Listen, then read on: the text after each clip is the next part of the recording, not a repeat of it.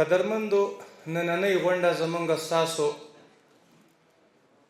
د سرحداتو د وزارت په کاري استقامت کې په هر ولایت کې مونږ کال کې یوه غونډه داسې لرو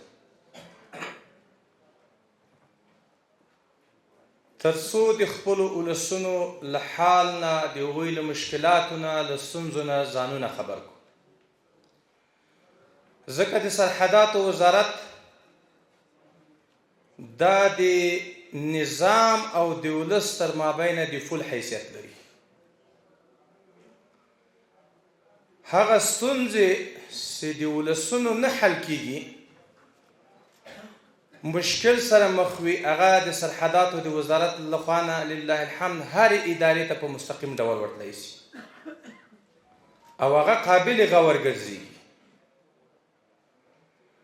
نو په همدې اساس باندې لله الحمد تاسو د دریم کال داسې ستاسو په ولایت کې دغه د همغږۍ او د ولسونو د یووالي غونډې دایریږي تاسو ورسره اشنا یاستئ لله الحمد چې په سټیج باندې د ولسونو ستونزې بیان شوې علماء کرامو د اسلامي نظام اهمیت د ولسونو د یووالي د اتحاد او اتفاق په خاطر او همدارنګه د شته ستونزو د حل په خاطر باندې هر اړخیزه ویناوې وکړلې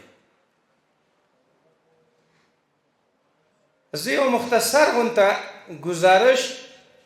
چې هغه بنا په حقیقت باندې د ستاسو حضور ته وړاندې کوم قدرمندو دا موږ تاسو په سترګو لیدلي دي په څلورو لسیزو کې دوه انقلابونه دلته په افغانانو باندې راغلي دي یا په بل اصطلاح باندې دوه یرغلونه زموږ تاسو په خاوره باندې سوي دي چې دا ناسو خلکو ته زه ګورم دا دواړه یرغلونه او دواړه انقلابونه د دې مشاهده اکثریت خلک یې ډېر کم ځوانان به وي چې دواړه یې نه وي لیدلي هر انقلاب او هر یرغل دا طبیعي خبره ده ډېرې ناخوالې لري بیا بالخصوص چې د کفارو توطیې او دسیسې د اسلام په مقابل کې د مسلمانانو په مقابل کې د اسلام د ختمولو په مقابل کې او د مسلمانانو د ځپلو په خاطر کې چې هغوی څومره توطیې او دسیسې جوړوي کومې برنامې جوړوي طبیعي خبره ده په هغې کې ډېر ناخوالې نغښتې ځکه چې د اسلام ټول اوامر او د کفر اوامر تر مابینه پورې دا په مطلق ډول تضاد سره لري په یوه خاوره کې چې هلته اسلامي نظام حاکم وي په یوه خاوره کې چې هلته مسلمانان اوسیږي معاشره ولسونه او ملتونه د هغې خاورې هغه مسلمانان وي د هغو ټول شیان دا د اسلام په چوکاټ باندې په اسلامي بڼه باندې بنا وي د هغوی عنعنات د هغوی کلتور د هغوی رواجونه د هغوی رسومات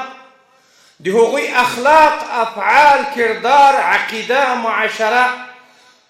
خپلوي دوستي دښمني ټولې د الله رب العالمین د فرمان او د شریعت په مطابق باندې وي او کفر چې ده هغه ټول د فساد او د ظلم او د بربریت او د اسلام د دغو ښېګړو د ختمولو په خاطر باندې هغه یرغل کوي قدرمندو موږ او تاسو د دغه ناخوالو شاهدان یاست 43 کاله په افغانستان کې وینې تویېدلې 43 کاله په افغانستان کې بمونه ورېدل 43 کاله د دنیا زبرځواکونو او طاقتورو فرعوني لښکرو دلته خپل زور ازموینه کوله دلته د اسلام بېخکني کوله دلته چې د اسلام اصلي نمونه پاتې وه دلته په مسلمانانو کې اسلامي فکر پاتې و د دې د محوه کولو په خاطر باندې دوه لویو زبرځواکونو سوپر طاقتونو دلته په د 4 لسیزو کې دلته یرغل کړی دی. خو لله الحمد چې زمونږ د مجاهد او قهرمان ملت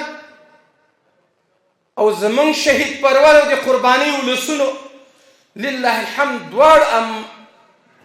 هغه لښکرو ته دواړو فرعوني طاقتونو ته د سر په کاسه کې اوبه ورکړي. زه نه وایم چې زه نور د افغانانو تعریف وکړم. لله الحمد هر څه مو په سترګو باندې لیدلي. د افغانانو غیرت او شهامت نن موږ تاسو په دې سټیج نه بیانوو. لله الحمد مخکې تواریخ هم په باندې ډک دي او دغه عیني مشاهده چې موږ تاسو په 40 کلو کې کړې ده دا موږ تاسو د سترګو لیدلای حالات